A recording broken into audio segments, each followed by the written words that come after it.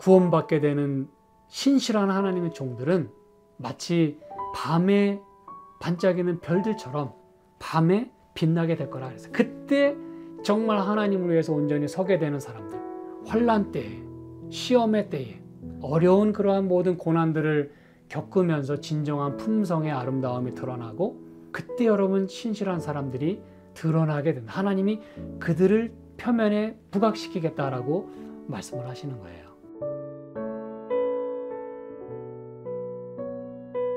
오늘 함께 나눌 말씀은 이제 아모스서 9장 저희들이 마지막 부분을 좀 살펴보도록 하겠습니다. 특별히 9절에 있는 말씀을 한번 저희들이 더 보고요. 또 11절부터 15절 마지막 절까지 살펴보도록 하겠습니다.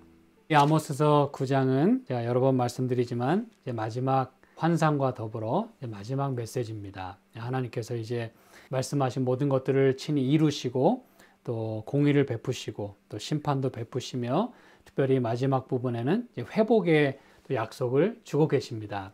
그 말씀이 어떤 것인지를 저희들이 짧은 말씀이지만 매우 크고 또 중요한 말씀들을 다루고 있으므로 저희들이 좀 깊이 좀 보도록 하겠습니다.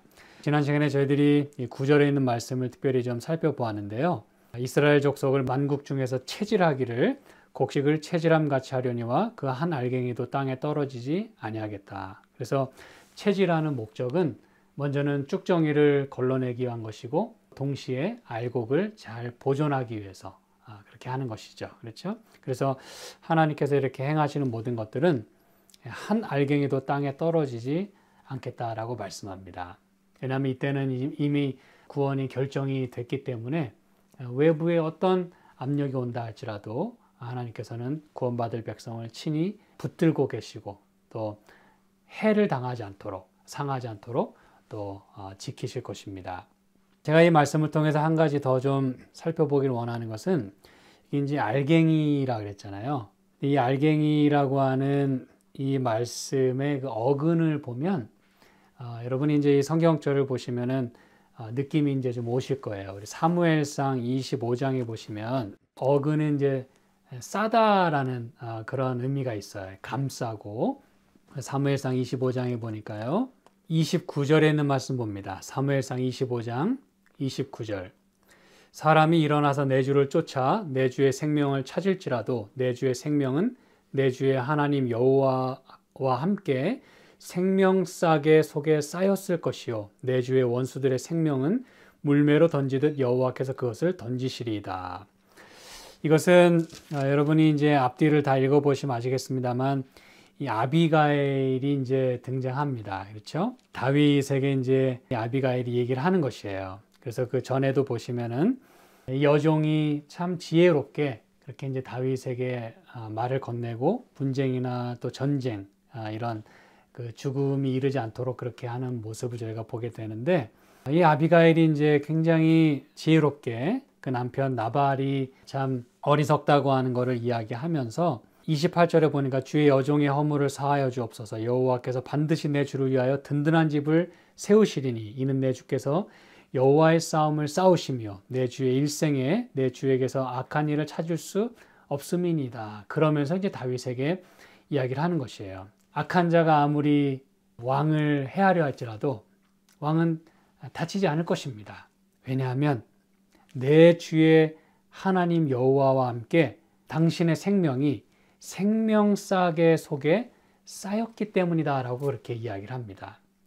여러분 이런 표현을 우리가 들을 수 있다면 얼마나 좋을까요? 그리고 정말 이러한 상황 속에 또 이러한 하나님의 은총 속에 우리가 살 수 있다면 얼마나 좋을까요? 그렇죠? 아무리 원수들이 쫓는다 할지라도 우리의 생명이 하나님 여호와와 함께 생명싸개 속에 쌓여서 해함을 받지 않는 바로 그 의미예요. 그래서 이 아모스서 9장 9절에서 곡식을 채질할 때도 이 알갱이가 한 알도 땅에 떨어지지 않겠다고 하는 것은 하나님께서 그만큼 당신의 생명싸개 속에 우리를 감춰두실 것이기 때문이라고 말하고 싶어 하는 것입니다. 네. 이 골로새서 3장에도 보면 우리의 생명이 하나님 안에 이렇게 감추었다 그러잖아요. 네. 우리가 그것을 잊지 않고 살면 참 좋겠고 또 정말 우리의 목숨이 우리의 그 영원한 그 그 생명에 대한 보증이 정말 하나님의 손에 있음을 우리가 기억할 수 있으면 참 좋겠습니다. 그렇죠? 그래서 이 세상에서 우리가 살아가는 모습이 다 다르고 또 때로는 우리가 다른 사람과 같지 않음을 인해서 또 정말 이렇게 때로 미치지 못하는 것을 보면서 속상할 때도 있겠지만 우리의 생명은 하나님 안에 감추어져 있고 또 정말 중요한 것은 이 마지막 환난 때 정말 하나님께서 심판을 이 땅에 내리실 때에 어떤 해도 당하지 않는, 제가 늘 말씀드리지만 시편 91편에도 참 중요한 말씀이 들어있죠. 그렇죠? 천인이 내 우편에서 만인이 내 우편에서 다 넘어질지라도 이 재앙이 내게 가까이 임하지 못하겠다. 왜냐하면 하나님께서 붙들고 계시고 생명싸개 속에 우리를 넣어서 싸매 주실 것이기 때문에 그래요. 네. 참 중요한 말씀이고 참 고마운 말씀입니다. 그렇죠? 자, 그러면서 그날에 11절에 그날에 이스라엘의 회복을 여기서 말해주는 것이에요. 1차적으로는 진짜 육적인 이스라엘을 말하는 것이지만 동시에 예수 그리스도를 통해서 구원받는 자들 그리고 모든 이 심판과 환난을 다 통과하고 구원받을 자들을 결과적으로 여기 언급하는 것입니다. 내가 다윗의 무너진 천막을 일으키고 그 틈을 막으며 그 퇴락한 것을 일으켜서 옛적과 같이 세우고. 그래서 여러분 이렇게 무너진 다윗의 천막을 일으키겠다라고 말씀합니다. 여러분 다윗의 집은 이 성경 말씀에 의하면 하나님의 약속에 의하면 영원할 것이다 그랬어요. 물론 그 다윗 그 자체 생명이 뭐 영원하거나 그 왕조가 영원하겠다는 말은 아닐 것이에요. 왜냐하면 다윗이 가리켰던 그리고 다윗이 생애했던 그 생애 자체가 예수님을 표상하는 그런 삶을 살았기 때문에 하나님께서 그 다윗을 통해서 이 땅에 오시게 될 그 메시아를 결과적으로 말씀하신 것이었어요. 그렇죠? 그래서 요한계시록 22장에 의하면 예수님은 다윗의 뿌리이자 동시에 자손이다 그렇게 말씀을 하는 것이에요. 다윗 왕조를 통해서 예수님이 이 땅에 오셨고 또 그 결과적으로 영원한 왕국을 또 세워 가시는 그 모든 것들 여기서 말씀하고 있는 것입니다. 그래서 한때 우상 숭배로 또 하나님 말씀을 불순종함으로 무너지게 되었지만 하나님께서 그걸 다시 일으키시겠다라고 말씀을 하시는 것이에요. 회복하시겠다는 것이죠. 그렇죠? 그러면서 중요한 것은 뭐냐면 그 다윗의 다시 그 무너진 천막을 세우심과 동시에 하나님이 무슨 일을 하는지를 이게 이제 12절 보시기 바랍니다. 저희로 에돔의 남은 자와 내 이름으로 일컫는 만국을 기업으로 얻게 하겠다 그랬어요. 이는 이를 행하시는 여호와의 말씀이니라. 하나님 말씀은 지금 이 모든 심판을 공의를 이루실 만큼 정확하다는 걸 말씀하면서 동시에 또 그 하나님은 어떤 일을 이루실 것인가, 어떤 약속을 결과적으로 성취하실 것인가, 그것은 다윗의 집을 다시 세우실 것인데 이스라엘을 다시 회복하실 것인데 그 이스라엘의 회복 가운데 누가 들어가게 된다고 말씀하는 것이에요? 에돔의 남은 자와 내 이름으로 일컫는 만국이 이제 그 기업으로 주어지겠다 그랬어요. 여러분 이건 놀라운 회복이자 온 세상을 구원하시는 하나님의 주권을 여기서 보여주고 있는 것입니다.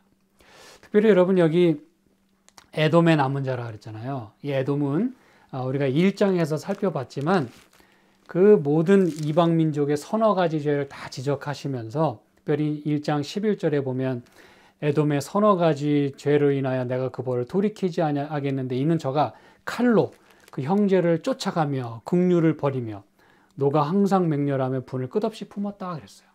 우리는 이 말씀을 다 살펴보았습니다. 얼마나 참 잔인하고 이 형제라고는 찾아볼 수 없는 오히려 이렇게 헌팅하는 긍휼을 베풀지 않고 그런 에돔 중에서도 여러분 그들은 다 이러한 잘못들을 인해서 심판을 다 받을 것이었어요. 그런데 하나님의 놀라운 약속은 뭐냐면 그 가운데서라도 다시 말하면 이방인 중에서라도 남는 자가 있겠다 그랬어요. 구원받을 자가 있겠다 그랬어요. 우리가 이것을 놓치면 안 됩니다, 여러분. 이 세상에 수많은 종파가 있고 또 뭐 예수 믿는 자, 믿지 않는 자들 수없이 많아요. 그러나 지금 우리의 눈으로 그들의 구원을 판단하고 또 정죄할 수는 없다는 것입니다. 제일 중요한 건 먼저 믿는다고 하는 우리가 더 조심해야 돼요. 예수님 말씀에 의하면 먼저 된 자가 나중 될 일이 있겠다 그랬어요. 그리고 나중 된 자가 또 먼저 되는 일이 있겠다 그랬어요. 그리고 품꾼을 주인이 쓸 때 뭐 오전부터 오는 그러한 품꾼도 있었지만 결과적으로 5시에 오는 그런 품꾼도 주인이 받아주는 모습을 예수님 비유 가운데 봅니다. 그걸 11시 이 품꾼이라 그렇게 얘기합니다. 성경에 유대인의 시간으로 11시, 그러나 오늘날의 시간으로 환산하면 오후 5시예요. 마지막 이 종치기 직전에 오는 것이죠. 일과를 다 마치기 직전에 오는 것이에요. 그러나 하나님은 그들도 쓰신다 그 얘기입니다, 여러분. 우리는 이 사실을 절대 잊어서는 안 돼요. 제가 이제 잠시 후에 영감의 글에 있는 말씀 하나 읽어드릴 것이에요. 굉장히 중요한 말씀입니다. 그래서 이 구원받고 회복되는 그러한 이스라엘 가운데는 우상숭배와 불순종으로 인해서 떨어져 나가는 사람이 있는가 하면 오히려 이방인 중에서도 또 만국 중에서도 구원함을 받고 하나님의 이 기업이 되어서 이 새로운 이스라엘, 구원받게 되는 그런 이 무리 가운데 속하게 되는 사람들이 많이 있겠다고 성경은 말씀하는 것이에요. 하나님이 이를 또한 이루시겠다라고 말씀하는 것이에요. 여러분, 우리가 이 말씀을 보면서 시편 60편에 있는 말씀 잠깐 좀 보실까요? 시편 60편 이제 6절부터 8절인데요. 저희들이 8절에 있는 말씀만 보겠습니다. 모압은 내 목욕통이라 에돔에는 내 신을 던지리라 블레셋아 나를 인하여 외치라 하셨도다 그랬어요. 여러분, 여기 보면 모압과 에돔, 블레셋 이런 나라들이 등장합니다. 한마디로 이스라엘을 괴롭히고 또 이스라엘의 원수들이에요. 이방 민족들입니다. 구원에서 제외된 그런 민족들이에요. 그러나 제가 6절, 7절 읽지는 않았습니다만 하나님의 지파, 이스라엘 지파를 언급하면서 또 모압과 에돔과 블레셋을 여기 언급하는 것이에요. 이게 이유가 무엇일까요, 여러분? 왜 모압을 내 목욕통이라고 하고 에돔에는 내 신을 던진다 그러고 블레셋은 나를 인하여 외치라 그렇게 말씀하셨을까요, 여러분? 이들도 구원의 대상에서 제외되지 않았음을 하나님 말씀하기를 원하시는 것이에요.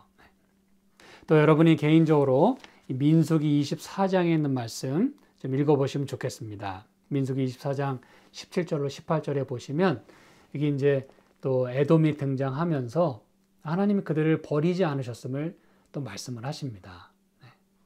그래서 여러분 이 아모스서 9장 12절에 비록 그 에돔 또 여러 모압 모든 이방 민족들 블레셋 다 그렇게 이스라엘을 너무너무 힘들게 하고 고통을 주고 죄를 지었지만 결과적으로 그들 중에서도 남는 자, 구원받는 자가 있겠다는 것이에요.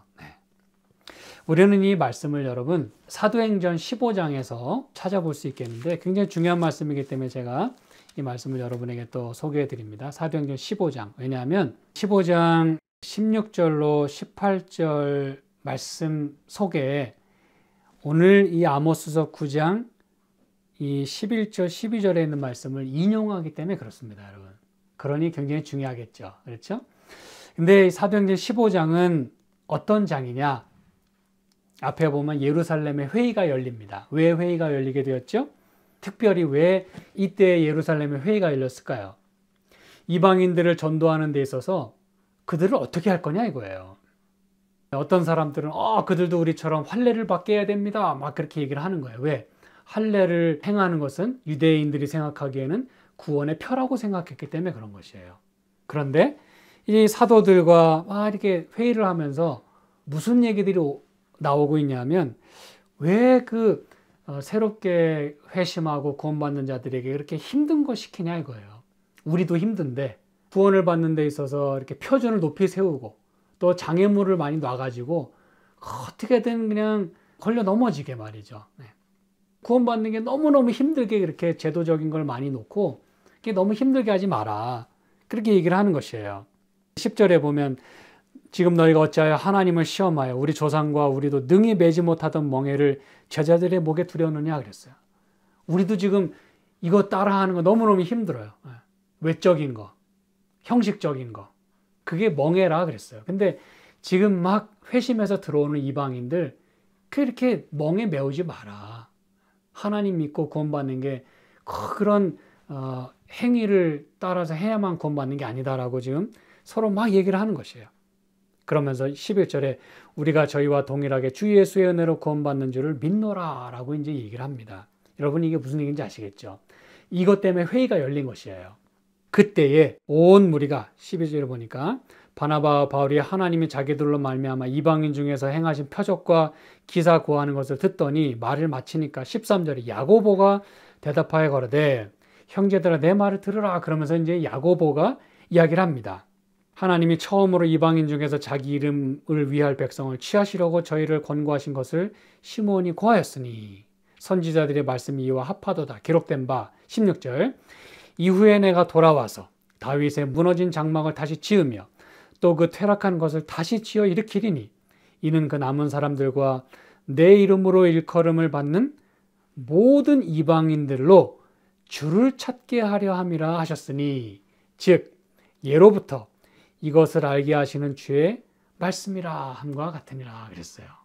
여러분 얼마나 아름다운 말씀입니까? 야고보가 여러분 이 상황에서 뭘 인용했어요? 하나님이 다시 다윗의 집을 일으키시고 에돔의 남은 자와 만국에서 그 구원받는 자들을 취하시는 그러한 말씀을 여기서 인용을 합니다. 다시 말하면 다시 새롭게 구원받게 되는 그런 하나님의 구원의 무리 가운데는 많은 이방인들이 포함될 것임을 여기 말씀하고 있어요. 그래서 여기 말씀했지 않습니까? 물론 그 월딩, 그 말 한마디 한마디 그대로 인용하고 있지는 않아요. 왜냐하면 야고보가 이 말씀을 인용한 것은 그 말씀의 포인트, 그 중요한 내용을 전달하려고 하는 것이지 말 표현을 전달하려고 하는 것이 아니거든요. 그러면서 야고보는 또다시 성령의 감동함을 입어서 그 말씀을 그렇게 이해하고 지금 전하고 있다는 것이에요.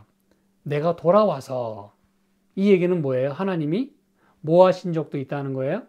떠나신 적도 있다는 것입니다. 우린 지난 시간에 살펴보았어요. 하나님의 영광이 그 이스라엘의 그 성전으로부터 떠나시는 모습을 에스겔서에 있는 말씀을 통해서 확인했습니다. 그렇죠. 그런데 다시 회복될 예루살렘에는 에스겔서 이제 40장부터 48장 마지막 장까지 보면 다시 하나님의 영광이 다시 임하는 것을 우리가 보게 됩니다. 그렇죠.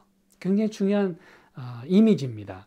내가 다시 돌아와서 다윗의 무너진 장막을 다시 짓고 그러면서 이는 남은 사람들과 즉 렘넌트죠.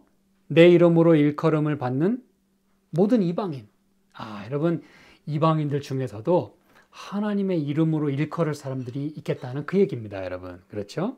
그래서 이방인들로 주를 찾게 하려 하겠다 그랬어요. 그들에게도 찬스를 주시고 그들이 하나님 말씀을 순종했을 때 하나님의 자녀로 받아들이는 그런 하나님의 모습을 여기서 보게 되는 것입니다. 그래서 우리는 여러분 이 마지막 구원을 받게 되는 그 무리 다시 회복이 되어서 하나님의 왕국에 들어가게 되는 그 무리 가운데는 지금은 우리가 하나님을 잘 믿는다고 고백하고 또 공언하는 많은 사람들 중에는 그 자리에 없을 수도 있어요. 그리고 지금 전혀 딴짓하고 전혀 우리가 볼 때는 가망 없어 보이는 그런 사람들 가운데서도 하나님을 찾고 다시 그 하나님의 이름으로 하늘나라에 들어가게 될 많은 사람이 있겠다라고 이야기를 하는 것입니다, 여러분. 우리가 이것을 잊어버리면 우리는 지금 너무너무 이상한 그런 신앙을 하게 될 수밖에 없어요.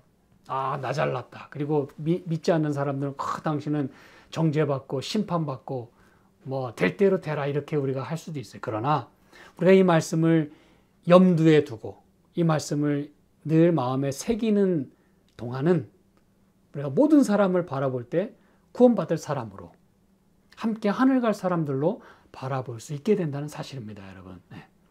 우리 가족 중에서도 마찬가지예요. 너무너무 힘들어요. 가족이 다 내 뜻대로 안 되고 내 자녀도 내 마음대로 안 되고 너무너무 힘들어요. 그러나 여러분 포기하지 마시기 바랍니다. 끝까지 기도하시고 끝까지 감화를 끼치려고 노력을 하세요. 하나님이 이루실 거예요. 제가 이제 영감의 글에 있는 말씀을 하나 좀 읽어드릴게요. 여기 이제 교회종은 5권 88쪽에 있는 말씀인데요. 주께서는 성실한 종들을 갖고 계시는데 그들은 흔들고 시험하는 시기에 드러나게 될 것이다 그랬어요. 여러분, 이 체질할 때 말이죠. 이때에 우리가 생각할 때 저 사람 굉장히 신실했는데 라고 하는 사람들 중에 많은 경우 떨어질 것이라고 얘기했고, 저 사람 저 어떻게 저러다가 구원받으려고 그러나, 그런 사람들이 남게 되는 일이 있을 거라는 얘기예요. 흔들고 시험하는 시기에 드러나게 될 거라 그랬어요. 성실한 종들이. 그들 중에는 바알에게 무릎을 꿇지 않은 숨은 고귀한 사람들이 오늘날 있다. 그들은 그대들에게 집중적으로 비춰온 빛을 갖지 못했다. 단지 빛을 아직 받지 못했기 때문이에요. 우리는 먼저 빛을 받았어요. 근데 그 빛을 내가 누리고 환하게 다시 세상에 비추지 않으면 새로운 빛을 받고 들어올 사람이 있겠다 그랬어요. 그러나 거칠고 매력 없는 표면 이면에 있는 진정한 그리스도인 품성의 순결한 빛이 드러나게 될 것이다. 낮에 우리는 하늘을 쳐다볼지라도 별들을 보지 못한다.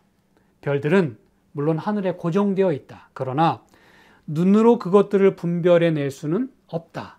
밤에 우리는 별들의 진정한 광채를 바라보게 된다 그랬어요. 여러분, 지금은 우리가 다 알 수 없겠다는 그 얘기입니다. 여러분, 우리가 지금 눈으로 보고 그냥 느끼는 대로 이게 다가 아니라는 얘기예요. 진짜로 구원받게 되는 신실한 하나님의 종들은 마치 밤에 반짝이는 별들처럼 밤에 빛나게 될 거라 그랬어요. 그때 정말 하나님을 위해서 온전히 서게 되는 사람들, 환난 때에, 시험의 때에, 어려운 그러한 모든 고난들을 겪으면서 진정한 품성의 아름다움이 드러나고, 그때 여러분 신실한 사람들이 드러나게 된다. 하나님이 그들을 표면에 부각시키겠다라고 말씀을 하시는 거예요. 다른 말씀도 많이 있습니다만 그런 거 살펴보면 이 평안한 때에는 말씀을 많이 외치던 사람이 조금 힘든 일 당하고 시련을 당하게 될 때는 하나님 버리고 많은 경우 떠나간다 그랬어요.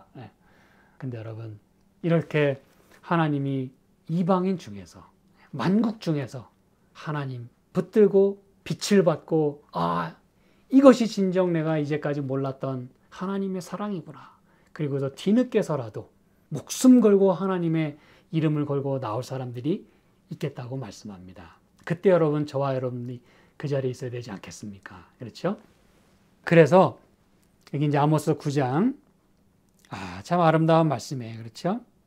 13절에 이렇게 말씀합니다. 그런 일들이 있으면서 동시에 이제 어떤 회복의 모습을 여기 말씀하고 있냐면, 여호와께서 가라사대 보라, 날이 이를지라 그때 밭 가는 자가 곡식 빼는 자의 뒤를 이으며 포도를 밟는 자가 씨 뿌리는 자의 뒤를 이으며 산들은 단 포도주를 흘리며 작은 산들은 녹으리라 그랬어요. 여러분, 이건 이제 그 이스라엘의 그 농경 문화의 그런 모습을 빗대어서 이렇게 회복의 그런 모습을 보여주는데, 여러분, 밭 가는 자가 곡식 빼는 자의 뒤를 잇겠다는 말이 무슨 말일까요? 이 얘기는 제가 자세한 말씀 드리지 않겠습니다만, 보리나 밀, 또 포도 이런 것들이 그 수확되는 시기들이 있잖아요. 그리고 또 이른 비가 내려서 또 씨를 뿌리고, 또 늦은 비, 이 봄에 이른 비가 이제 가을에 내리고, 그렇죠? 봄에 이제 늦은 비가 내려서 또 수확을 시작하게 되는 일이 계속 반복이 되는데, 밭 가는 자는 여러분 이제 이른 비가 내릴 때, 지금의 시간표대로 말하면 약 9월, 10월경에 이 밭을 가는 일이 이제 있어요.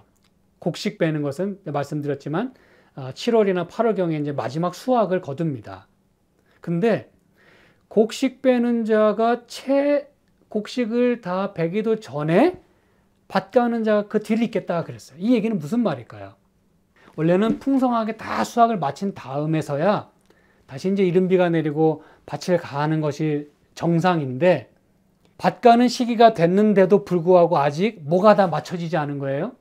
너무 수확이 풍성해서 그걸 아직 다 걷어들이지도 못한 거예요. 너무너무 많이 열매가 맺혀서 말이죠. 그래서 그게 다 마치기도 전에 그 곡식 빼는 자의 뒤를 이어서 밭 가는 자가 막 따라 붙겠다 그 얘기예요. 여러분, 참 너무 가슴 벅찬 그런 이미지 아닙니까? 그렇죠? 그만큼 소출이 풍성하고 열매가 많이 맺히고 이만큼 회복되겠다는 것이에요. 풍성하게 말이죠. 네. 포도를 밟는 자가 씨 뿌리는 자의 뒤를 잇겠다. 네.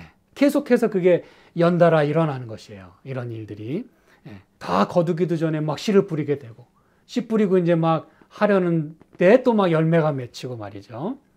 그리고 여러분 이것은 요엘서 3장 18절에도 우리가 살펴본 말씀 가운데 그날의 산들이 단 포도주를 떨어뜨릴 것이며 작은 산들이 저주를 흘릴 것이며 유다 모든 시내가 물을 흘릴 것이며 여호와의 전에서 샘이 흘러나와서 시딤 골짜기에 대리라.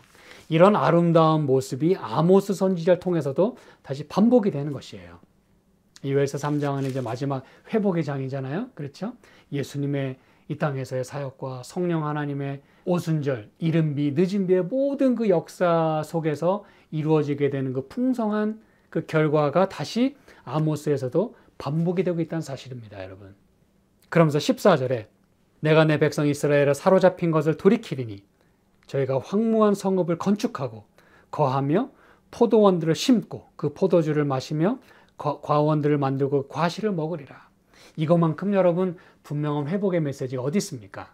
포로로 잡혀갔던 그들이 다시 본토에 돌아오게 되는. 그래서 여기 15절에 내가 저희를 그 본토에 심으리니 저희가 나의 준 땅에서 다시 뽑히지 아니하리라. 이는 내 하나님 여호와의 말씀이니라. 네, 그래서 여러분 육적인 이스라엘의 그런 포로의 생활에서부터도 다시 돌이키게 되는 그 회복을 말씀함과 동시에 이 땅에서의 모든 유랑 생활을 마치고 모든 환란을 마치고 하나님이 예비하신 그 하늘 가나안, 하늘 그 도성에 우리 모두가 함께 거하며 그렇게 하나님을 찬양하게 될 것을 성경이 말씀하고 있는 것입니다. 네, 그래서 여러분 저는 이제 아모스서를 이제 오늘 제가 마무리하면서 그 수도 없이 설교와 또 이상을 보여주면서 돌아오라고, 그렇죠? 은혜의 시기 속에서 이제 그 은혜의 시기가 맞춰지고 더 이상의 이제 찬스가 없게 되는 그 모습이 여기 전개가 되었고 그 가운데서 구원받는 자와 또 구원받지 못하는 자들이 이렇게 이제 대조되면서 나오는 모습들 저희가 살펴보게 되었어요. 사랑하는 여러분, 비록 아모스 이 앞부분에서 그 이스라엘의 유다의 이방 민족들의 그 서너 가지 죄가 다 지적이 됐지만 다시 말씀드리지만 바로 그냥 심판하고 멸망시킬 거면 그 죄 지적할 필요도 없어요. 그런데 이 모든 것들을 다 지적하시면서 마음의 깨달음을 얻고 하나님께로 돌아오기를 하나님이 그토록 기다리셨던 것이에요. 그래서 내 하나님 만나기를 예비하라고까지 다 충분한 시간과 모든 그 메시지를 다 전해주셨고 마지막 메시지까지 주셨어요. 오늘 이 모든 말씀을 살펴본 저희들이 이제 어떠한 삶을 살아야 될지, 그리고 제일 중요한 건 맨 마지막에 요한계시록 14장, 7장과 14장에 보면 그 시온산에 서게 될 그 사람들, 그 자리에 여러분, 저와 여러분이 있어야 되지 않겠습니까? 그리고 그 자리에 아직은 희망 없어 보이고 아직은 어떻게 할지 모르는 우리 가족들과 우리 이웃들과 또 구원받아야 될 사람들, 그들도 함께 그 자리에 있어야 되지 않겠습니까? 그 회복의 메시지가 오늘 우리의 마음을 가득 채우고 우리의 삶을 주관하고 우리가 사람들을 바라보는 시각이 달라지고 또 우리가 하나님 말씀을 대하는 우리의 마음의 태도가 달라질 수 있기를 간절히 소망합니다. 아모스의 이 참 때로는 거칠기도 하고 심하게 들리는, 혹독하게 들리는 그런 하나님의 말씀이라 할지라도 그것이 사랑의 메시지요 우리를 구원하기 위한 하나님의 자비의 메시지임을 여러분 기억하시고 말씀대로 순종하시고 꼭 우리가 구원받는 그 대열에 설 수 있게 되기를 간절히 소망하면서 오늘 말씀을 마치겠습니다. 함께 기도하실까요? 하나님 아버지, 저희들이 오랜 시간 동안 또 아모스서를 저희가 살펴보았습니다. 이 아모스를 통해서 주님께서 뭘 말씀하기를 원하셨는지 저희가 분명히 압니다. 저희가 우리의 죄를 깨닫고 우리가 주님 앞에 서서 우리의 모든 삶의 어카운트를 다 정산하고 마침내 구원받는 무리에 우리가 들어갈 수 있도록 주께서 도와주시고 함께하여 주시옵소서. 저희도 주님 말씀 더욱더 순종하고 주님께 영광을 돌리고 주님 만나기를 저희도 예비하겠습니다. 저희를 도와 주시옵소서. 우리 사랑하는 성도들, 또 이 말씀을 함께 나누게 되는 모든 주님의 자녀들, 또 이것을 또 방송으로 보게 될 많은 사람들, 주님께서 기억해 주시고 그들의 삶을 축복하시고 인도하여 주시옵소서. 예수님의 이름으로 기도합니다. 아멘.